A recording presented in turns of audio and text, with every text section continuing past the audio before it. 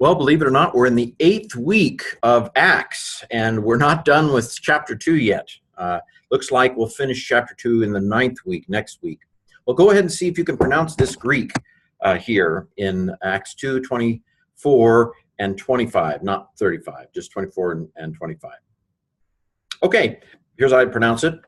Hon ho theos anestesen lusas tas odinas tu thanatu. Kathoti uk ein dunaton, kratesthai auton, hupautu. Verse 25. David gar lege, eis auton. Prooromain, ton kurion, enopionmu, diapantos, hoti ek dexionmu, esten hina me salutho. Okay, now see if you can translate it. Here's how I would translate it. Whom, now of course he's talked about how they killed, delivered into the hands of lawless men, they killed this Jesus. Whom, but that's not the end of the story, whom God raised, having loosed the birth pains of death, since it was not possible for him to be held by it. Love it. Isn't that great? This is probably a causative active. God caused him to rise. God raised him. This is an aorist participle. This is aorist as well. I suppose I should wait till the interlinear to parse things. Okay, verse 25. For David says toward him, in relation to him, about him, direct discourse. Here we have a quote. I was foreseeing the Lord before me continually, because from my right hand he is on my right hand, in order that I might not be shaken. Okay, so there you have a little bit of a translation. Let's dig in a little deeper. Okay, whom God caused to rise, having loosed the birth pains of death. Okay, so this is a nu with an epsilon in front of it. It is almost always a movable nu. Not always, but often. And so throw it away. An epsilon is a very common third-person singular past tense active ending. And indeed, with a sigma in front of it, it is aorist active indicative, third singular, from anistemi. You can see the standing there, stay, stand. There's the augment because of it being aorist indicative. Okay. And there are basically two kinds of actives in Greek, the kind of the simple active and what we might call a causative active.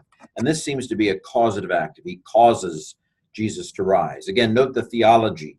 Acts makes God the dominant actor here, not Jesus. He arose, no, but that God raised Jesus from the dead. The birth pains, accusative feminine plural, of death. This is a participle, by the way. I can see it's aorist because of the sigma alpha, and the fact that it doesn't have an augment has me thinking it must be something other than a finite verb. It needs to be some other mood, or in this case, it's a participle. And I know it because of the song. This is a nominative masculine singular participle, and I've just memorized those with the song. I have lu, on, u, sa, an. Those are the present active. Amenas, amene, amenan. Those are the present middle passive. Lusas, sasa, san. Those are the aorist active. So this is an aorist active participle, nominative masculine singular from luo. And our initial translation for a aorist active participle is having loosed. Okay? Since not it was possible to be held him by it. Remember, the subject of an infinitive, quote unquote, is in the accusative case, as this is. I think not possible him to be held. Me, Solomon Grundy. Think caveman talk here. It was not possible him to be held. 6 out of 7 infinitives end in I, and this is one of them. Stha, I have it somewhere in the back of my brain as a kind of tends to be passive or middle kind of ending. So this is a present passive infinitive. Him to be held by it. The it here is death, which is masculine. So this is masculine, but I'm going to put it. This is agency, by the way. Hupa with the genitive expresses agency, if you ever have to take a competency exam at some seminary. Okay, so for David says about him.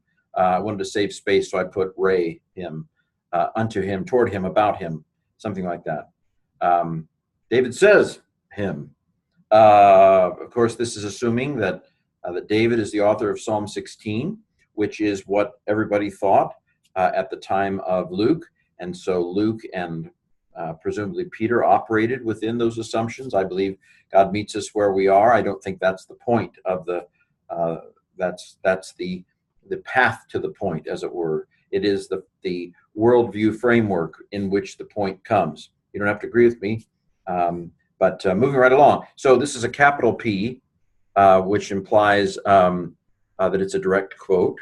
He's now quoting the Psalm. We now commence Psalm quotation. This is a weird form, as we'll see on the next page, but it's imperfect. I was foreseeing the Lord before me. Continually, this is an idiom. It literally means through all or through everything, but it means basically continually. Because the word haughty can introduce two kinds of clauses. It can introduce a causal clause, as it does here, or it can introduce a noun clause. When it introduces a noun clause, it usually means that. But in this case, it's a causal clause, because on the rights of me. This is, again, an idiomatic expression. It basically means on my right hand. He is on my right hand in order that I might not be shaken. Purpose clause. Hannah introduces purpose. Hannah always takes a subjunctive in the New Testament. When I took classical Greek, I realized, oh, in classical Greek, it doesn't always take the subjunctive. But I don't know of any time in the New Testament when it doesn't introduce a purpose or result. Well, that what doesn't take a subjunctive. And this is subjunctive. This is, the theta tells me it's aorist passive subjunctive, first person singular from saluo. I might not be shaken. And with non-indicative context, the New Testament uses may for not, as opposed to oo.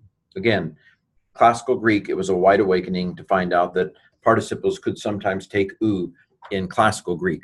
But in the New Testament, I think almost everywhere, it seems like there might be one place in James where a participle has oo. That's a vague in the back of my head. But generally, anything other than the indicative mood in the New Testament is going to use may as its not instead of oo. Okay, so there you have it. Some parsings for the day. Anestesen, I've already told you kind of the analysis of that. So hopefully you can reconstruct it. See if you can reconstruct it. Now, and if you can't, go back to the recording and listen to it again. I've already told you how that is an aorist active participle, nominative, masculine, singular from Luo. Again, if you see if you can reconstruct it in your mind. If you can't, go back and review. I've already told you about this as well. I've told you that this is a present passive infinitive. That's what that means. Present passive infinitive. It's a verbal. It's not really a verb. It's an infinitive. It's a verbal noun. But in my analyzing, it's a verbal kind of thing. So this is based upon interlinear speak. Subject, quote unquote, of the infinitive, and hupa with the genitive expresses agency. All things I've already said in this video. And again, that's from Krateo. Okay, this is weird. I didn't really talk about it. It's from pro-orao, and you can see where the idea of foreseeing, horao means to see, pra means ahead of time. So in this case, the etymology helps us see the meaning of it. Amen u eta ametha. This is the first person singular ending, according to the song. But remember, in those endings, amen u eta ametha este anta, those are past tense. Those are secondary endings. And so I'm a little puzzled because there's no augment here. This must be peculiar to this word. I would have expected that omicron to become an omega or something like that. Maybe just Greek doesn't do omicron omega combinations. But for whatever reason, this does seem to be imperfect. It is the present stem with a secondary ending on it. So it's imperfect. Middle, because amenuata is the middle passive endings. Okay, so it means something like I was foreseeing, and I wonder if Luke sees this as indicative of a prophetic mode for David. I was foreseeing. it seems like maybe Luke saw that and thought this was David looking ahead to the Messiah. He was prophesying. He was foreseeing. I was foreseeing. So you could see where that particular word might have triggered in Luke's mind this sense that in Psalm 16 we were getting a prophecy about Jesus. And of course, this is a purpose clause. Hina with the subjunctive can express purpose or result in order that. Aorist passive, I've already talked a little bit about the theta.